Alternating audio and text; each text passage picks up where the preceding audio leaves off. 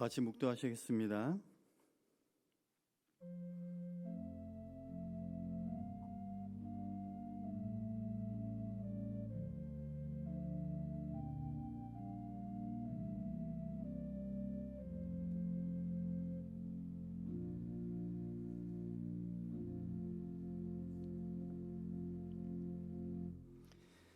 하나님 감사합니다. 이 한 주간도 주님과 동행하며 믿음의 길을 걸어가길 원하는 그런 마음으로 이 시간 신령과 진정으로 주님을 예배합니다. 성령께서 각자의 예배 자리에 임재하여 주시고 모든 심령 가운데 은혜를 채워주셔서 온 마음으로 주님을 찾고 구하는 시간으로 인도하여 주시옵소서. 말씀을 통해 힘을 얻고 우리의 삶을 주관하시고 다스리시는 하나님만을 바라보며 나아가는 우리 모두 될 수 있도록 축복하여 주시옵소서. 감사하며 예수님 이름으로 기도합니다. 아멘. 다 찬송가 96장 부르겠습니다.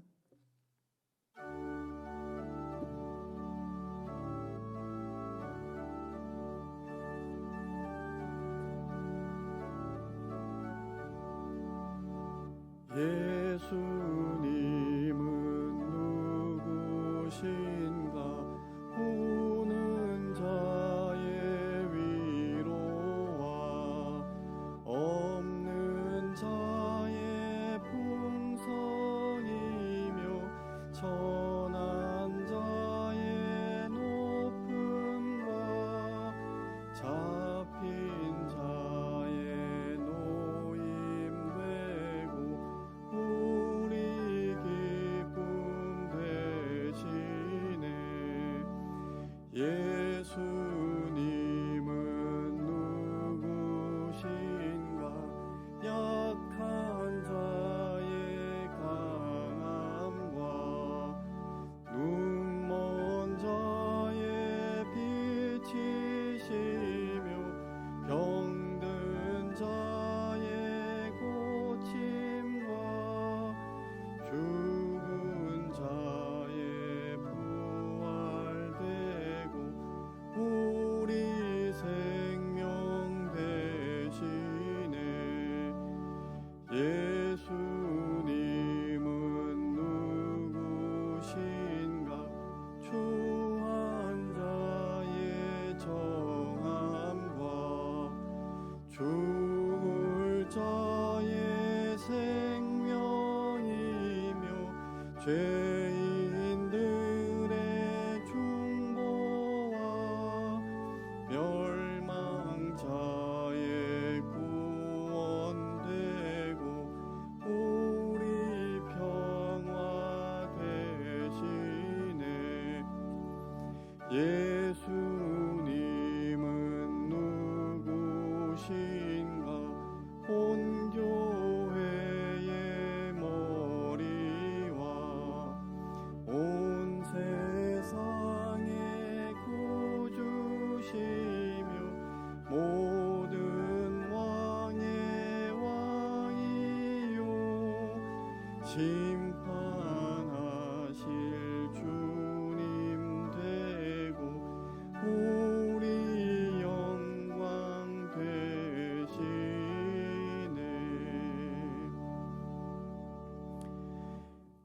이 시간 우리에게 주시는 하나님의 말씀 이사야 49장 8절에서 18절까지의 말씀입니다. 봉독하겠습니다. 여호와께서 이같이 이르시되 은혜의 때에 내가 내게 응답하였고 구원의 날에 내가 너를 도왔도다. 내가 장차 너를 보호하여 너를 백성의 언약으로 삼으며 나라를 일으켜 그들에게 그 황무하였던 땅을 기업으로 상속하게 하리라. 내가 잡혀있는 자에게 이르기를 나오라 하며 흑암에 있는 자에게 나타나라 하리라. 그들이 길에서 먹겠고 모든 헐벗은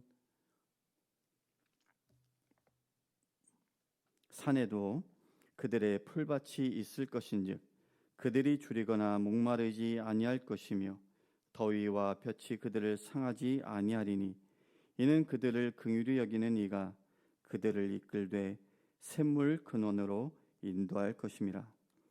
내가 나의 모든 산을 길로 삼고 나의 대로를 도두리니 어떤 사람은 먼 곳에서 어떤 사람은 북쪽과 서쪽에서 어떤 사람은 시님 땅에서 오리라. 하늘이여 노래하라. 땅이여 기뻐하라.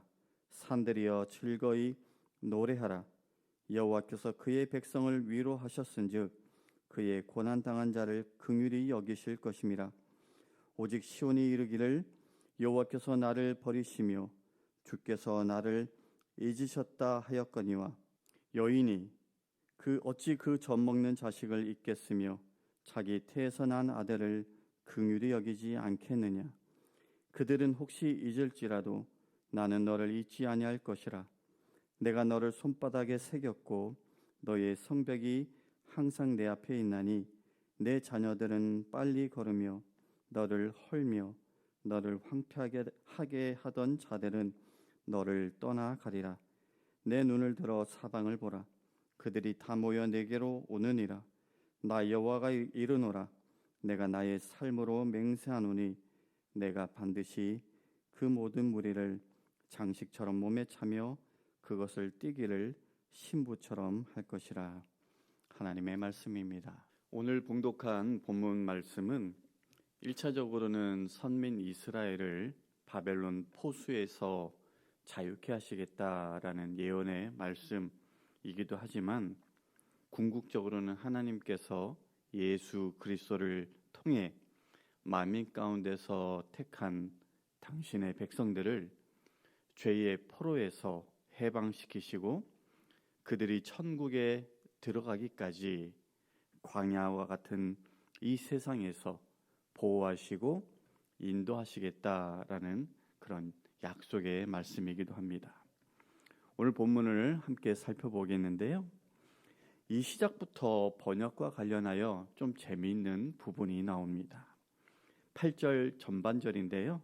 보면은 여호와께서 이같이 이르시되 은혜의 때에 내가 내게 응답하였고 구원의 날에 내가 너를 도왔도다. 여러분, 지금 제가 티나진 않았지만 어디를 강조해서 읽었는지 혹시 느끼셨는지 모르겠어요. 응답하였고 도왔도다. 과거형입니다. 즉 과거의 사건으로 이것을 본다면 은혜의 때, 구원의 날, 이것은 이전에 이스라엘 자손이 경험한 사건들을 의미하는 거죠. 대표적으로 출애굽 사건을 떠올릴 수 있을 것이에요. 그런데 새 번역을 보니까 이게 과거형이 아니라 미래형으로 되어 있습니다. 읽어드리면 주님께서 그의 백성에게 이렇게 말씀하신다. 너희를 구원해야 할 때가 되면 내가 너희에게 은혜를 베풀겠고 살려달라고 부르짖는 날에는 내가 그 간구를 듣고 너희를 돕겠다. 미래형이죠. 그러면 여기서 말하는 미래의 은혜와 구원의 때는 언제인가? 사도 바울이 오늘 8절의 말씀의 일부를 인용해서 이렇게 말을 했어요. 고린도후서 6장 2절인데요. 이르시되 내가 은혜 베풀 때에 너에게 듣고 구원의 날에 너를 도왔다 하셨으니, 인용한 거예요. 그리고 이제 뭐라 얘기하냐면 보라 지금은 은혜 받을 만한 때요, 보라 지금은 구원의 날이로다. 즉 예수 그리스도의 구속 사역을 통해 은혜의 때, 구원의 날이 성취되었다라고 말하고 있는 것입니다. 계속해서 8절을 중반부부터 이어서 본다면 내가 장차 너를 보호하여 너를 백성의 언약으로 삼으며 나라를 일으켜 그들에게 그 황무하였던 땅을 기업으로 상속하게 하리라 말씀하고 있어요. 여기서 너를 백성의 언약으로 삼으며 라는 이 말에 우리가 주목해 보기 원합니다. 좀 헷갈릴 수도 있는데요. 이것은 이스라엘 선민을 언약 백성으로 삼겠다라는 그런 말이 아닙니다. 여기서의 너를 백성의 언약으로 할 때 여기서 너는 이스라엘 백성들이 아니라 메시아, 즉 예수 그리스도를 말하고 있어요. 즉 하나님께서 구원하기로 작정하신 백성을 위해서 예수님을 언약의 중보로 삼으시겠다라는 말씀이에요. 쉽게 성경 말씀을 통해서 표현하자면 이런 겁니다. 우리가 너무나도 잘 아는 말씀이죠. 요한복음 14장 6절의 말씀. 내가 곧 길이요 진리요 생명이니 나로 말미암지 않고는 아버지께로 올 자가 없느니라. 또 사도행전 4장 12절에 베드로가 이런 얘기를 해요. 다른 이로서는 구원을 얻을 수 없나니 천하의 구원을 받을 만한 다른 이름을 주신 일이 없음이라. 이처럼 예수님을 백성의 언약으로 삼는다라는 것은 예수님만이 하나님께로 나아갈 수 있는 유일한 통로가 되게 한다. 예수님만을 통해서 하나님과 복된 관계를 회복하고 하나님의 백성이 될 수 있게 하겠다라는 그런 뜻이 담겨 있는 것입니다. 그러면 하나님께서 당신의 종 예수 그리스도를 통해 어떤 일을 하시는가? 오늘 9절 이하에 기록되어 있는데요. 전반절을 먼저 보면 내가 잡혀있는 자에게 이르기를 나오라 하며 흑암에 있는 자에게 나타나라 하리라. 마치 무덤에 있었던 나사로에게 예수님께서 나오라라고 하셨을 때에 그가 주님의 그 부르심을 듣고 다시 나와 살 수 있었던 것처럼 지금도 주님은 죄 가운데 자꾸만 들어가려고 하는 인생들을 향해 죄의 어둠에 숨어서 나를 볼 수 없을 것이다 라고 여기고 있는 그런 자들에게 밝은 꽃으로 빛 가운데로 나오라 라고 말씀하고 계시는 거죠. 그러기에 우리가 우리 자신 먼저 나오라 라고 하시는 이 주님의 음성을 듣고 빛 가운데 나와야 할 것이고, 여전히 죄의 종노릇하는 많은 인생들을 향해서 이 복음을 전하며 살아야 할 것입니다. 그렇게 할 때 하나님은 당신께로 나오는 자들에게 필요한 것들, 먹을 것, 마실 것, 그리고 그들에게 목마르지 않게 하실 것이다 라는 약속과 함께 삶 가운데 닥치게 될 여러 위험으로부터 보호하시고 지켜주실 것이다 라는 그 약속을 오늘 본문 9절 후반절부터 10절까지 말씀하고 있어요. 이 내용을 한번 들여다보시면 저 옛날 이스라엘 백성들을 광야에서 인도하셨던 그 하나님을 떠오르게 합니다. 만나와 메추라기로 먹이시고 반석으로 샘물 근원이 되게 하셔서 이스라엘 백성들로 마시게 하시고 구름 기둥과 불 기둥으로 이스라엘을 보호하셨던 하나님, 그 하나님께서 이제 예수 그리스도를 통해 우리들도 지키시고 보호하시고 우리에게 필요한 모든 것들을 공급하시고 채우실 것이다 라는 그 말씀의 그 약속이 오늘 본문 가운데 담겨 있는 것이죠. 그런데 여러분, 우리가 그리스도의 구속으로 말미암아 죄의 억압에서 노임을 받았다 해서 우리 앞에 당장 낙원과 같은 그런 환경이 주어지는 것은 아닙니다. 여전히 우리 앞에는 세상이라는 거친 광야가 놓여져 있습니다. 당시 이스라엘은 그것을 경험했죠. 애굽을 떠나면 이제 마냥 좋은 일만이 펼쳐질 것이다 그렇게 기대했는데 그와는 반대로 광야에서 여러 가지 삶의 어려움들을 만날 때 그들은 하나님을 향해서 이렇게 불평하고 원망을 쏟아냈습니다. 오늘 본문 14절인데요. 오직 시온이 이르기를 여호와께서 나를 버리시며 주께서 나를 잊으셨다 하였거니와.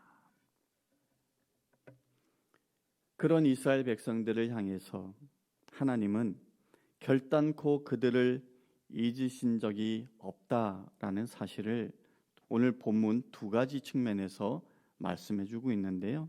하나는 자식에 대한 모정에 비유하여 말씀하고 있습니다. 15절인데요. 여인이 어찌 그 젖 먹는 자식을 잊겠으며 자기 태에서 난 아들을 긍휼히 여기지 않겠느냐. 그들은 혹시 잊을지라도 나는 너를 잊지 아니할 것이라.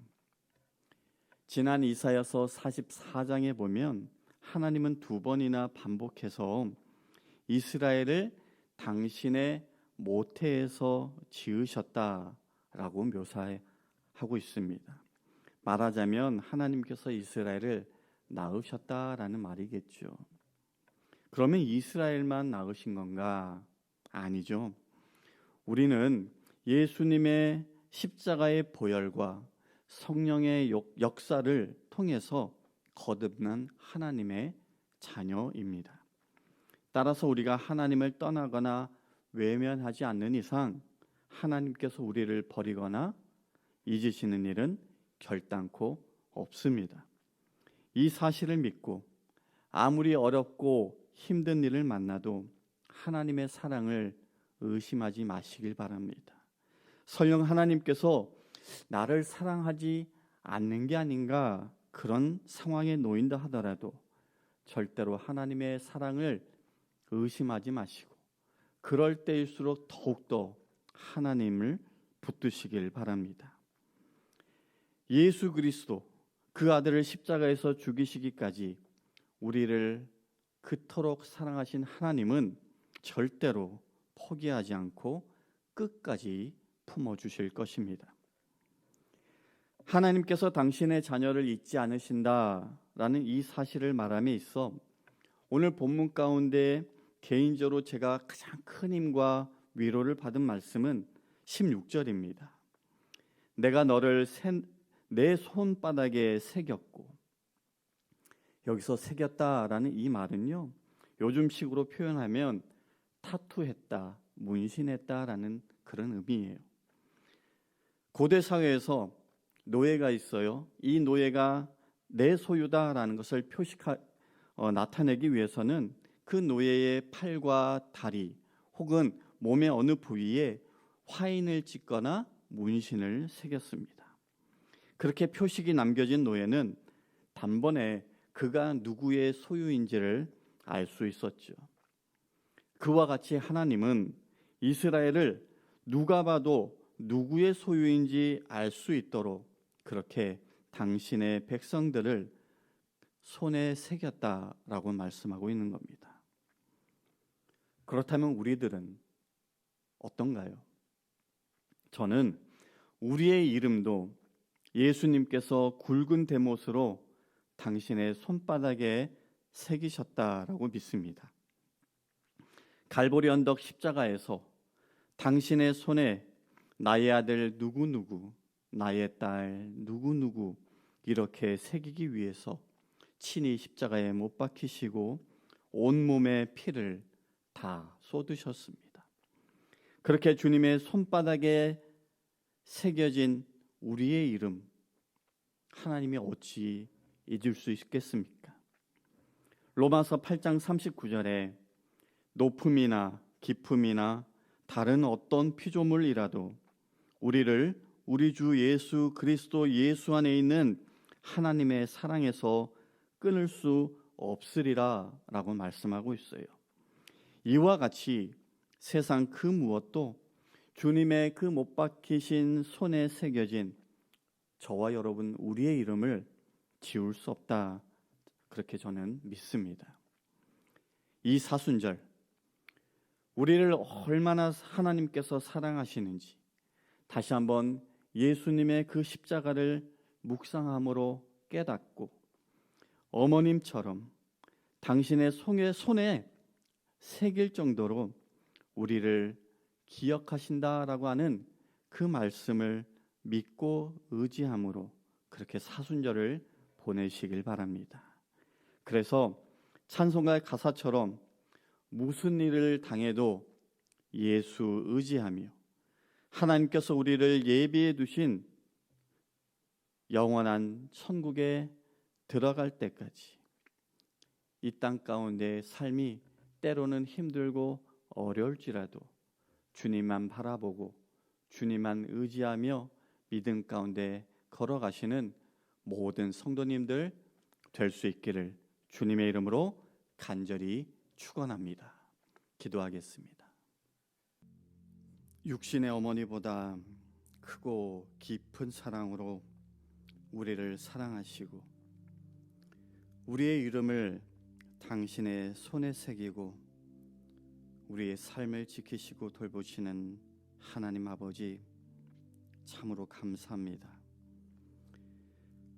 독생자 예수님을 십자가에 내어주시고 그 부끄러운 수욕과 처절한 고통을 다 지게 하심으로 죄로 인해 죽을 수밖에 없었던 우리를 구원하시고 지금도 그 뜨거운 사랑으로 주님 돌보시는 줄로 믿습니다.